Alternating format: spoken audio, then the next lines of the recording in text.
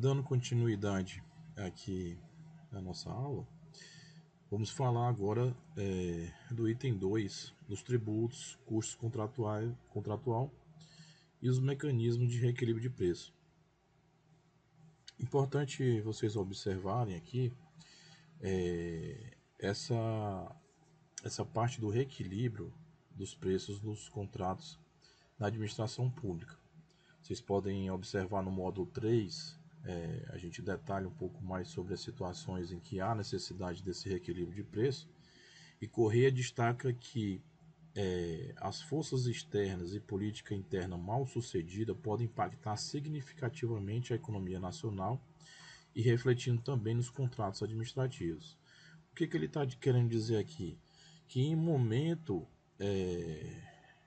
de desequilíbrio da economia, isso pode ser afetado de forma global, então questões de guerra que estamos passando agora recentemente no Oriente Médio e também passamos por conta da pandemia, são situações em que há necessidade de se observar que há afetação da economia e que possivelmente esses contratos acabam sendo necessários fazerem repactuações de valores. Há também convenções coletivas onde há acordado valores de pisos salariais que também motivam a administração a fazer também uma nova análise, né, de valores desses contratos. Então, é necessário condições que protejam o equilíbrio econômico, não somente no início, mas ao longo de todo o tempo da duração dos contratos. Por quê? No artigo 37 da Constituição, ele prevê que o agente público tem o dever de verificar o equilíbrio econômico-financeiro de um contrato administrativo. Então, esse dever ele é para mais e para menos. Quando há, durante a vigência do contrato, os valores pactuados ali, é necessário verificar se ele ainda está ajustado ao preço de mercado para que a administração pública esteja pagando o valor justo daquele contrato. A Lei 8666 foi fundamental para a efetividade da garantia constitucional prevista no artigo mencionado, assegurando também a justiça e a adaptabilidade dos contratos administrativos. E a nova lei de licitação fez alterações importantes, mudou um pouco a redação antiga, mas a lei também vem reservando a sua essência. Ou seja, mesmo com a nova lei de licitação, há ainda a preocupação de que o agente público tem esse dever de fazer com que a administração mantenha um equilíbrio financeiro, econômico-financeiro. Esse equilíbrio pode ser motivado pela administração ou pela empresa contratada. A nova lei de licitações e contratos, ela também permite os ajustes dos contratos de forma a estabelecer o equilíbrio econômico-financeiro quando as partes ajustarem-se. Então, justifica-se alterações nos casos em que eventos imprevisíveis ou previsíveis de ocorrência com consequência incalculáveis afetarem gravemente a execução do contrato, ou ainda casos excepcionais, tal como a ocorrência chamada de força maior ou intervenção governamental, de modo que não ultrapasse uma remuneração justa e combinada entre as partes, que aí Guimarães destaca que é a questão da intangibilidade e o equilíbrio contratual. Ou seja, o princípio da intangibilidade ele vai destacar que nenhuma alteração desses contratos pode ser feita de forma unilateral sem que tenha um consenso entre as partes.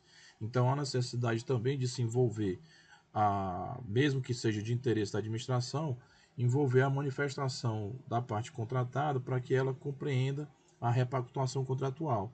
Da mesma forma, é o interessado que provoca a administração, né, para que haja essa repactuação. Houve uma alteração na convenção coletiva, onde houve um aumento dentro dos custos do contrato da empresa, a empresa tem que provocar a administração pública e fazer a repactuação. Normalmente a administração provoca essa repactuação quando é de interesse dela, quando é de interesse do contratado, fica ele responsável por fazer essa provocação. Certo? Então, o Guimarães ele destaca que asseguramento da intangibilidade do equilíbrio contratual nos contratos de administração não se justifica tão somente na relação de equidade que deve pairar sobre a relação contratual relacionada à base econômica, mas também se funda na realização da viabilização e continuidade do interesse público perseguido pela via do contrato.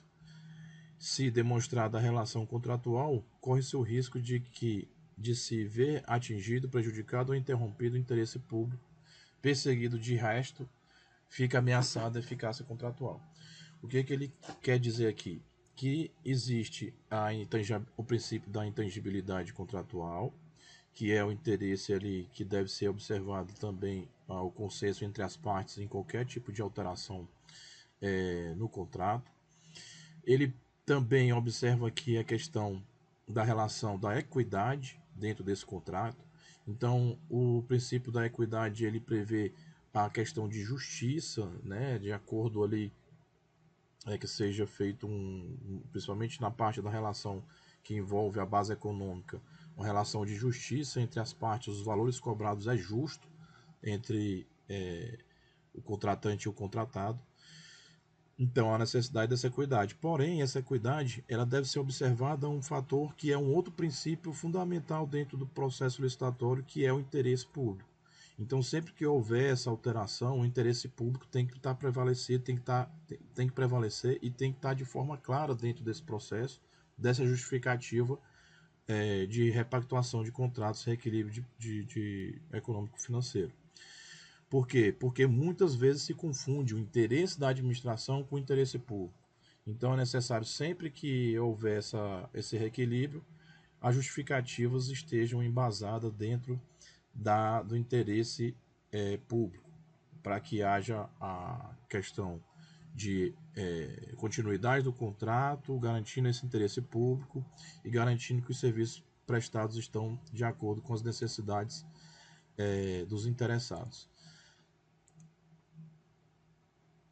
Vamos passando para a próxima etapa, o regime tributário, que vamos destacar também aqui na nossa planilha de custo. Vocês devem ter observado que há módulos específicos tratando sobre a parte dos tributos, e a gente tem destacado aqui que é importante os estudos da legislação tributária brasileira para aplicar adequadamente as normas fiscais nas transições de pagamento realizados pelos órgãos e entidades da administração pública federal, estadual e municipal.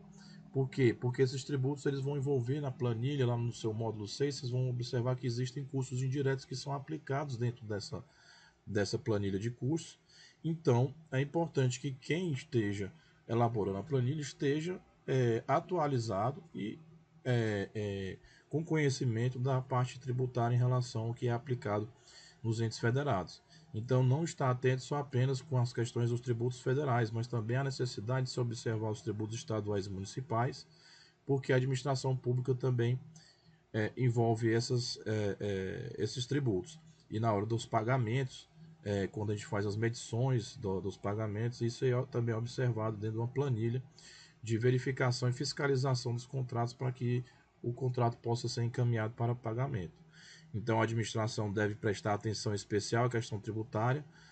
O Furtado alerta para esse ponto e elaborar os custos da proposta para a estimativa do contrato quanto ao momento em que a contratada solicita o reequilíbrio econômico-financeiro devido à criação de quaisquer tributos ou encargos legais. Então, a gente vai ter aqui os tributos federais, o PIS, contribuição para o financiamento da Seguridade Social, o COFINS, e vamos ter os tributos municipais. Se vocês se recordarem, na planilha de custos, lá no módulo 6, dentro daqueles custos indiretos, a gente vai ter alguns tributos, né? Como tributos federais, o PIS, COFINS, ali os estaduais COFINS, municipais, ISS e CPRB. Então, dentro da planilha, tem que se haver um entendimento e um conhecimento em relação aos tributos que são cobrados na esfera municipal, estadual e federal, para que essa planilha esteja com os percentuais adequados e seja cobrado o valor justo entre as partes, para que não haja erro.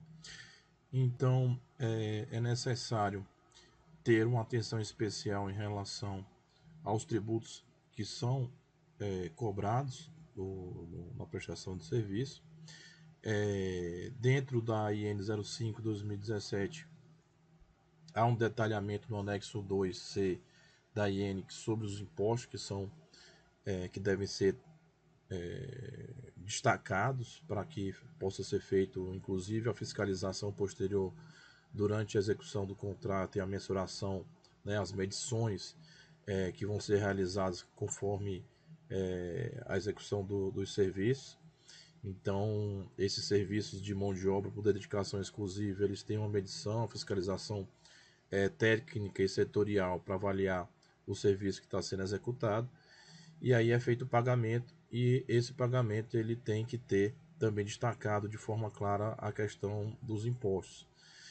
Então, dentro desses tributos federais, é destacado ali o imposto de renda, contribuição social sobre o lucro líquido, a contribuição para o financiamento da Seguridade Social, COFINS, Programa de Integração Social, PIS, imposto sobre serviço.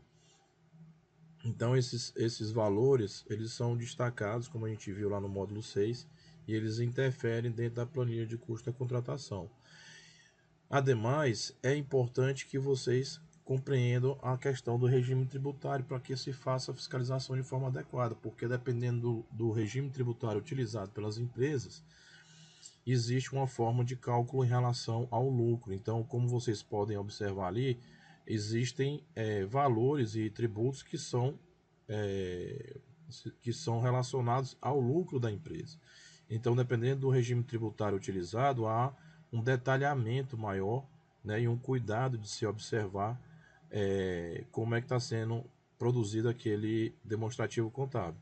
Por exemplo, dentro desse regime tributário, a gente vai ter fatores que impactam ali o cálculo do PIS e da COFINS, e tem o lucro presumido, que é uma alternativa simplificada em que o imposto é calculado com uma porcentagem fixa da receita bruta, ou seja, a partir do momento em que se emite um documento fiscal, né, uma nota fiscal, presume-se que há um faturamento, uma receita em relação àquela nota fiscal. Então, ele já vem um percentual destacado de presunção em relação à receita bruta da empresa. Então, emitir uma nota fiscal, presume-se que ela tem uma receita de determinado serviço que está sendo executado. Então, o lucro presumido ele tem essa porcentagem fixa relacionada à receita bruta. A gente vai ter o lucro real, que é um detalhamento ainda mais complexo. Ele requer ali uma atenção especial, porque a empresa vai calcular esse imposto com base no lucro líquido real da empresa. Então, depois de considerar todas as despesas e receitas. Então, o demonstrativo contábil, né, o demonstrativo da empresa, que vai dar base a esse lucro real, ele tem diversas despesas alocadas ali, então que podem ser descontadas da receita da empresa. Então, ela tem uma receita, então dentro dessa receita ela vai deduzindo algumas despesas que podem ser legalmente deduzidas até chegar no lucro líquido real. Ou seja, a empresa ela chega lá ela tem uma emissão de uma nota fiscal, mas ela pode descrever que para emitir aquela nota fiscal, ela teve uma série de despesas que acarretaram na redução da sua receita bruta, e aí eles têm uma tributação em cima de uma receita líquida. Então tem um detalhamento maior sobre as despesas que são realizadas por aquela empresa, e aí envolve também algumas questões de custo de operacionalização da empresa. E o Simples Nacional, que a gente vai ver também, que é unificado, que simplifica a arrecadação de vários impostos, porém não está acessível para todas as empresas, em particular aquelas que envolvidas em mão de obra. E a gente vai ver aqui na frente que elas podem participar de algumas licitações, mas que o TCU chamou atenção para esses casos específicos do Simples Nacional, que tem uma arrecadação simplificada, né, a consolidação de vários tributos em uma única alíquota, mas que envolve também a impossibilidade de participar, de executar, né, de permanecer como simples em algumas atividades. Então, vocês vão ter esses regimes tributários. lucro presumido, lucro real e simples nacional. E a gente vai observar na planilha, a gente já comentou, e a gente volta lá nos custos indiretos, os tributos e na parte do lucro.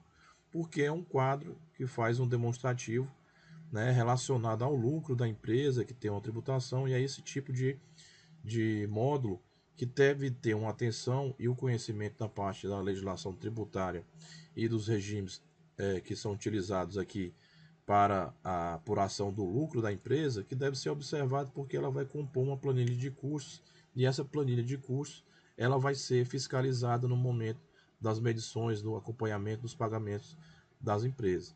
Então é necessário ter uma atenção especial e o conhecimento também para poder fazer essas atividades. No nosso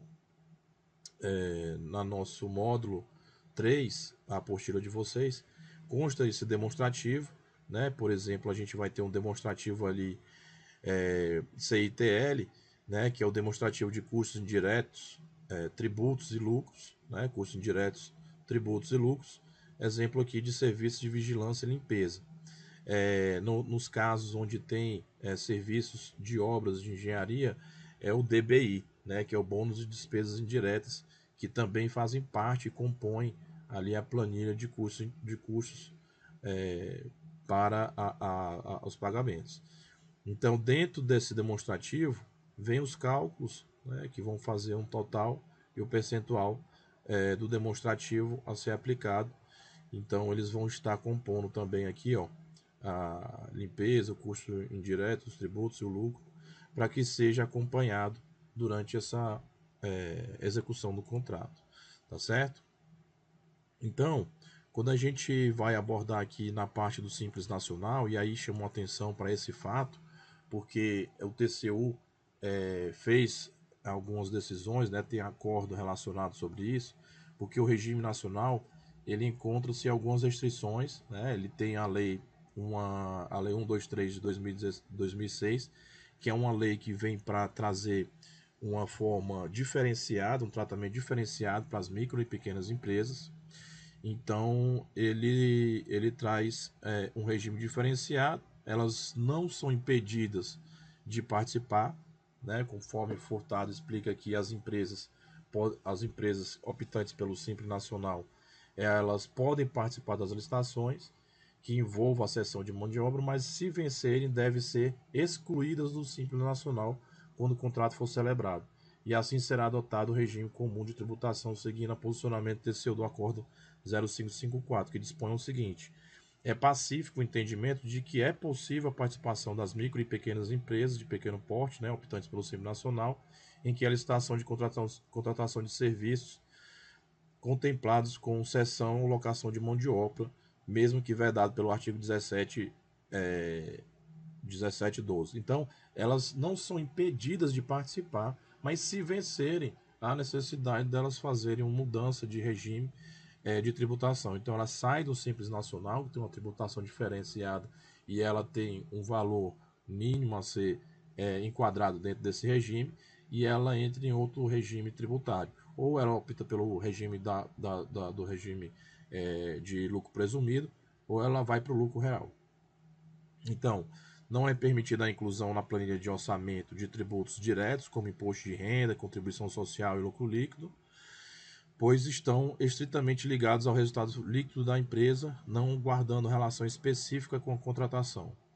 Durante a fase da seleção do fornecedor, a licitante deverá observar ainda o regime de tributação, o qual está submetido no tocante à incidência das alíquotas ISS, PIS, COFINS, CPR, B, sobre seu faturamento conforme o acordo do TCU. Então, vejam que essa necessidade de aprofundamento das questões tributárias e de regime de tributação das empresas, elas são necessárias, né, que se faça um acompanhamento.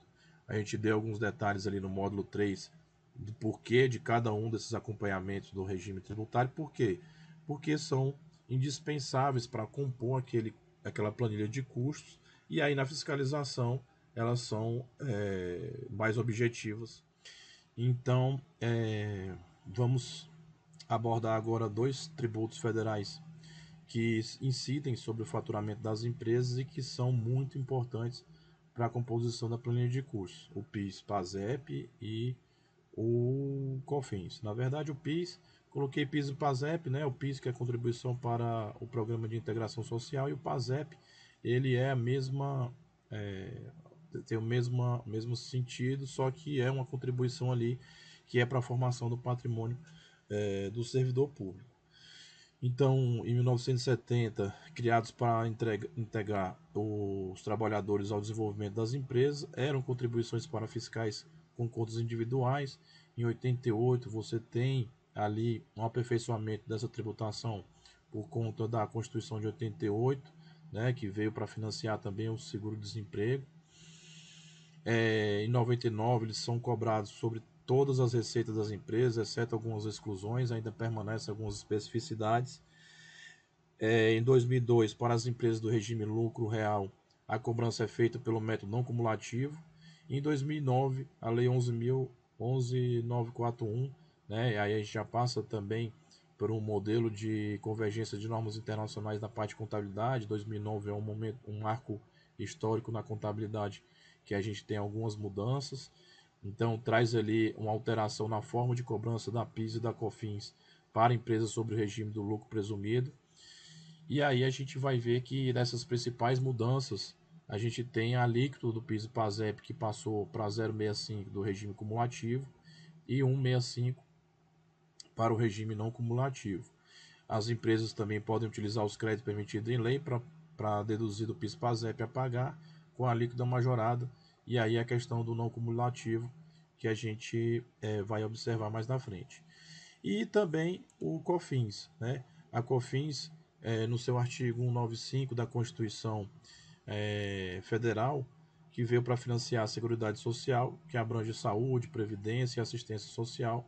A COFINS, que é uma contribuição de financiamento da Seguridade Social, então ela tem essa finalidade e que é observada nessa planilha de custos, né? Em 2009, a COFINS foi instituída para tributar o faturamento mensal das empresas, exceto algumas categorias específicas, e as instituições financeiras pagavam uma alíquota maior sobre o lucro dessas empresas.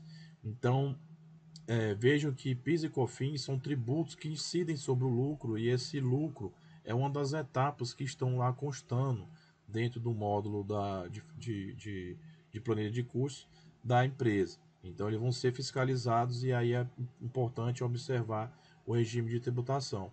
Essa parte de tributação, ela necessita também de uma metodologia da tributação, e também é abordada pelas empresas como é que é a forma de tributação de determinado serviço. Então ele pode ser cumulativo, empresas tributadas pelo regime de lucro presumido ou arbitrado, ou seja, o cumulativo você não pode fazer uma compensação. O não cumulativo para empresas tributadas pelo regime do lucro real, então a diferença básica está na capacidade das empresas compensar ou não o tributo devido ao governo, ou seja, no cumulativo você não compensa, né? Tá? Não se confunda aqui, porque o cumulativo você vai acumulando o pagamento desses tributos, e o não cumulativo você pode compensar o valor que foi tributado numa operacionalização anterior, uma etapa anterior, na compra de um produto ou de um serviço que foi pago anteriormente para a prestação do seu serviço. Você pode fazer uma compensação desse tributo devido ao governo com o valor já pago, né, numa etapa anterior às suas atividades, né? E o regime misto, com parte das receitas tributadas pelo método cumulativo e uma parte, então, pelo não cumulativo. Então a empresa tem as duas possibilidades de metodologia de tributação, e aí isso vai ficar claro durante as atividades. E o monofásico, né, que é um regime tributário específico e próprio, que vai ter uma tributação com alíquota um pouco mais elevada, diferenciada, que vai estar relacionada ali às etapas de produção e importação, e que são casos bem específicos que vão atender a Receita Federal do Brasil, né? De uma forma simplificada, a gente tem uma monofásica ele com a tributação mais simples de fiscalizar. Então, identificar esses custos dos contratos, eles são muito importantes para que a gente possa garantir contratos que sejam exequíveis.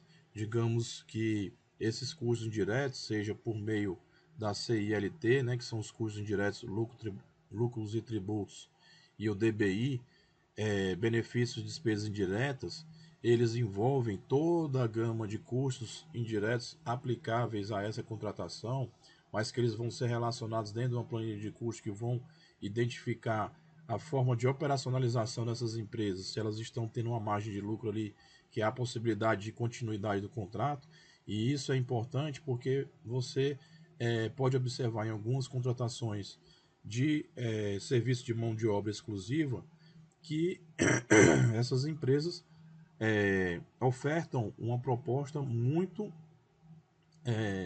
próxima dos limites que seriam execuíveis para a execução de um contrato. Então, essa proximidade entre ser inexequível ou não a forma da contratação, e isso pode ser garantido lá no estudo técnico preliminar, na etapa de planejamento, a gente ter valores que já indicam um valor mínimo dentro de uma planilha de curso que é possível executar, né, ser execuível aquele contrato. Isso vai garantir que não haja descontinuidade do contrato ou que não haja problemas relacionados à empresa que ela não consiga dar continuidade à execução do serviço. Né? Porque lá na frente, durante a execução do serviço, ela pode verificar que o mundo, a realidade da empresa, da instituição é outra, né? Que ela não tem aporte, não, tanto operacional como de pessoal, para manter uma continuidade daquele contrato, porque verificou-se na execução de que o lucro, o faturamento dela está muito abaixo do esperado e ela não consegue suportar a operacionalização desse contrato. E aí ela pede desistência, né, a saída dessa empresa. Isso pode gerar um custo muito significativo para a instituição, porque há a questão de mobilização e desmobilização de pessoal e que vai envolver aí custos adicionais para a administração pública. Então, lá na etapa de planejamento da contratação, vai ser bem importante realizar esses custos indiretos dos serviços a serem executados, porque vão garantir que seja execuível essa contratação. Então, os mecanismos de reequilíbrio de preço, eles vão ter que ser observados, né? As alterações do preço podem ocorrer de três formas: reajuste de preço, repactuação de preço ou a revisão do preço. A Lei 14.133, ela traz que tanto o reajuste quanto a repactuação de preços estão expressamente previstos nessa nova lei de licitação, assim como também havia as possibilidades na 8666 de fazer essas alterações para reequilíbrio de preço, que a gente já destacou anteriormente no slide, de que haveria a possibilidade desse reequilíbrio, né, por questões de convenção, mudanças de piso salarial, motivação de problemas econômicos globais, economia interna ou externa, com alguns problemas, e a gente pode identificar e sentar em ambas as partes de forma com equidade, né, com questão de justiça, de sendo observado de que esses fatores têm comprometido a execução do orçamento, a gente pode avaliar os custos da planilha que foi inicialmente proposta lá na fase inicial do certame, né, no processo licitatório, e agora esses custos realmente houveram alterações, o que pode comprometer as atividades que são executadas pela empresa e comprometer a eficiência do serviço que está sendo executado. Então, nem a administração quer perder uma empresa que presta um bom serviço, porque ela vem solicitando esse reequilíbrio por conta de alguns aumentos operacionais que é justificado, né? E nem a empresa quer perder também um contrato. Então há necessidade de ter uma equidade, né? De ter um momento onde ambas as partes avaliem as situações de que foram motivadas esse reequilíbrio de preço. Então a revisão contratual é justificada por fatos supervenientes não conhecidos no momento da assinatura do contrato. Se o poder público impõe alterações unilaterais que onerem o contrato, a revisão de preço se faz necessária para estabelecer a equação econômica financeira originalmente acordada. Então, pode ser motivado tanto pela administração como pela empresa. Então, a gente vai ter ali possibilidades de ajustar o contrato de um equilíbrio ali econômico-financeiro que foi previamente pactuado lá no processo licitatório, mas que há necessidade durante a execução desse contrato de fazer uma alteração. Então essa alteração ela pode ser feita por conta da revisão do reequilíbrio dos preços, né, um instrumento para manter o equilíbrio econômico e financeiro do contrato em face à variação dos custos decorrentes, em linhas gerais, de eventos imprevisíveis, ou seja, só é aplicada quando ocorre um fato superveniente, ou seja aquele caso fortuito, né, uma revisão por conta de caso fortuito ou força maior, caso fortuito por conta de questões, por exemplo, de desastres naturais, houve uma seca, enchente, e aí afetou diretamente os custos daquele contrato, ou de força maior, né, que já é por conta da própria ação do homem. Pode ser por conta de greve de funcionários, de servidores, pode ser por conta que estamos passando agora, por exemplo, numa questão de guerra. Então isso pode afetar a economia, pode afetar questões aí que envolvem também os custos do contrato. Então, a partir desses momentos que são imprevisíveis, há necessidade de um reequilíbrio de preço. Outra possibilidade seria o reajuste de preço, né, que consiste na recomposição dos preços estabelecidos no contrato de acordo com a perda monetária inerente do transcurso do tempo. Ele decorre de variação natural dos preços mercadológicos, ou, em outras palavras, a inflação.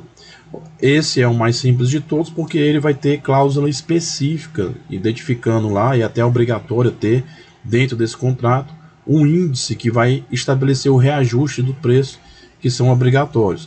Então, naturalmente, vai haver esse reajuste por conta do indicador que está lá numa cláusula específica, dizendo esse contrato será reajustado conforme o índice tal, e aí ele vai ser feito um reajuste dos valores. E por fim, a gente vai ter a repactuação desses preços, que é um procedimento um pouco mais complexo. Ele vai envolver, por exemplo, as convenções coletivas, que vão envolver benefícios, aquele módulozinho que a gente tem da composição do salário. Então ali tem alguns benefícios que dentro dessa convenção pode ser estabelecida alguns benefícios, e aí vai aumentar o custo do funcionário, e também pode inserir a questão dos materiais, quando há, por exemplo, aquele contrato de prestação de serviço com limpeza, e aí há material como sabão e alguns outros itens para a execução do serviço que estão embutidos dentro desse contrato. Então ele vai envolver um pouco mais complexo, porque essa repactuação vai ter questões tanto de repactuação de convenções coletivas, como de materiais. Então você tem um custo do funcionário um pouco mais elevado, então ele vai englobar todo esses itens, né? A gente pode observar aqui, por exemplo, né, uma convenção coletiva que teve agora em 2023 para 2025. Então eles estabelecem ali dentro de dessa convenção valores que são repactuados ali, reajustados, e que devem ser observados para os contratos. Então eles definiram ali que a partir de 1º de maio de 2023 houve um reajuste do servente do salário hora, do guardião de obra, meio oficial. Então estabeleceram alguns valores mínimos, e isso teve um valor a ser acrescentado do que era inicialmente previsto lá no processo licitatório que foi feito em 2022, ou 2021 ou 20. Né? Então, a partir de 2023, é natural que haja uma repactuação ali do contrato por conta dessas alterações que houveram por conta das convenções coletivas. Tá certo? Então, pessoal, esse foi nosso conteúdo, né, dessa segunda aula. Espero que tenham gostado aí do que foi abordado aqui. É um tema bastante complexo, mas a gente tentou abordar aqui, direcionar vocês para a composição dos módulos, como é que é feito esse preenchimento. Vocês podem observar aqui no nosso material, ele dá um pouco de direcionamento de como é que vocês vão preencher, apesar de a gente ter feito algum preenchimento aqui mais simplificado, mas já deu um direcionamento para que vocês possam conduzir aí a elaboração de uma planilha de custo de forma adequada. Tá certo? Aqui a gente tem nossas referências, estamos aí à disposição por meio dos nossos contatos, e estou aguardando aí as dúvidas e qualquer questionamento que vocês tiverem em relação ao conteúdo aqui abordado. Eu estou disponível para qualquer esclarecimento, tá certo? Um abraço a todos e até a próxima.